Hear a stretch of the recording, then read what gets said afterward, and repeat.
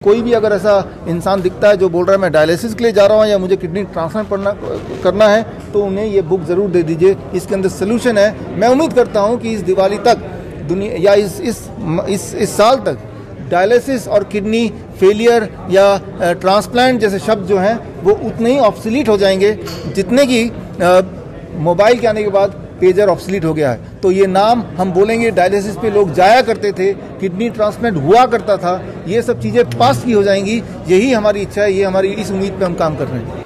अगर आप डॉक्टर के पास जाते हैं और डॉक्टर बोलता है कि आपको डायलिसिस के लिए जाना पड़ेगा, जैसे ही वो बोले तो आपको क्या करना है? आपको ईंट उठा लेना है। एक नहीं 6 ईंट उठाना है, 6, और 6 ईंट उठा के आपको वही करना जो हमारे पेशेंट करते हैं। आप देखिए यहाँ पे ये जो 6 ईंट, 3 ईंट इधर 3 ईंट उधर, ये ईशिंदर प्रीत कौर का ये फोटो है, फरीदकोट की रहने वाली हैं। वो 2 हफ्ते में 2 डायलिसिस करती थी, पीजीआई से प्रिस्क्राइब था, पीजीआई चंडीगढ़ से। तो परेशान होकर फिर वो हमारे पास आई, तो वो DIP डाइट जो आपको ऑलरेडी पता है, प्लस हमने उनको बोला कि आप 6 ईंट कहीं से भी ले लो जो मुफ्त में मिलता है और अपने पलंग के ऊपर नीचे लगा लो जिस तरह से ये है। एंड सबसे इंपॉर्टेंट बात, जब आप 6 ईंट इस तरह से लगाएंगे, दैट कॉजेस डायलिसिस। डायलिसिस शुरू हो जाएगा बॉडी की, राइट। आप में से जो लोग ऑनलाइन मुझे देख रहे हैं, जो लोग अभी यहाँ पे प्रेजेंट है, उनको तो बुक की कॉपी मिल ही जाएगी। जो लोग ऑनलाइन देख रहे हैं, तो ऑनलाइन आप यहाँ पे bishrup.com/360 डिग्री में जाएंगे तो ये बुक की हिंदी इंग्लिश की कॉपी आपको ई बुक मिल जाएगा। सो इस लॉन्च के साथ e book is accessible to you through this website, right, bishrup.com/360 degree. तो यहाँ पे साइंस आप पढ़ सकते हैं, लेकिन अब थोड़ा डिटेल में जाऊंगा कि ऐसा क्या होगा कि भाई उनकी डायलिसिस शुरू हो जाएगी। इसको समझाना बहुत ही आसान है। याद कीजिए, आज से करीब 20 साल पहले, 30 साल पहले जो लोग हमारी उम्र के हैं, मेरी उम्र करीब 50 साल है, अगले कुछ साल में हो जाएगी।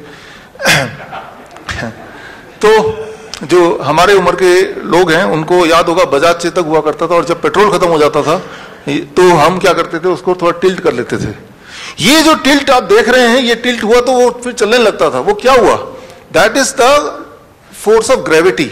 जो बचा खुचा पेट्रोल किसी कोने में पड़ा था उस पेट्रोल टैंक के, वो बचा खुचा पेट्रोल आपने जब उसको हिलाया, वो सीधे वो इंजन में गया और उसको एक्सेस कर पाए आप। एंड इसमें आपने लॉ ऑफ ग्रेविटी यूज किया, ग्रेविटी है तो वो वहां गया और उससे आपने कम से कम अपने नेक्स्ट पेट्रोल पंप तक तो पहुंच ही गए। So that is called the science of postural medicine. आपने स्कूटर के पोस्चर को बदल दिया, राइट। तो बचा खुचा पेट्रोल है ही, तो वो एक्सेस हो गया और उसका काम इतना हो गया कि अगले पेट्रोल पंप तक पहुंच जाए, वहां तो पेट्रोल मिल ही जाएगा। ठीक उसी तरह से हमने यहां पे क्या किया, पोस्चरल मेडिसिन क्या होता है? इट इज दुनिया का जो सबसे ज्यादा अवेलेबल बड़ा सबसे ज्यादा फोर्स है, that is a force of gravity. Gravity एक ऐसा फोर्स है जो हर जगह अवेलेबल है। रेगिस्तान में मिल जाएगा, जंगल में मिल जाएगा, समुद्र के बीच में मिल जाएगा, अमीर को मिल जाएगा, गरीब को मिल जाएगा, वो कभी खत्म नहीं होने वाला।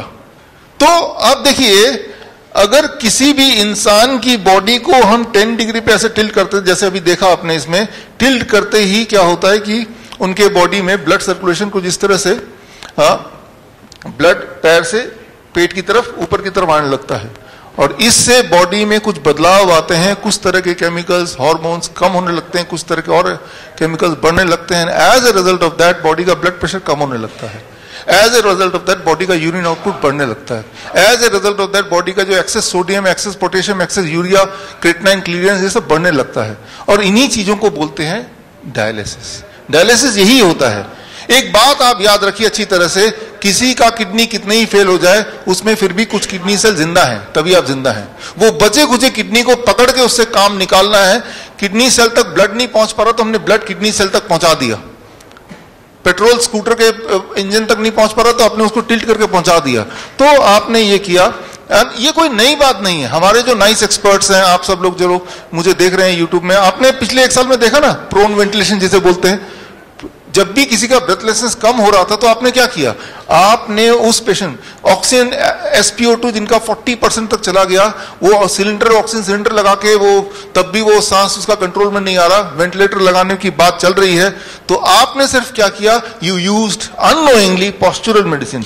आपने उस पेशेंट को लिया, 180 डिग्री पे घुमा दिया, लाइक दिस, 180 डिग्री पे, यानी कि प्रोन वेंटिलेशन जिसे बोलते हैं, यानी कि पेट के बल उसे लिटा दिया। लिटाते क्या हुआ, आपने देखा विद इन 15 मिनट्स के अंदर उसका SpO2 लेवल बढ़ने लगा। Within few hours it came to 90%। तो जो वेंटिलेटर को जो दिखाते हैं, आप देखिए यहाँ पे स्क्रीन पे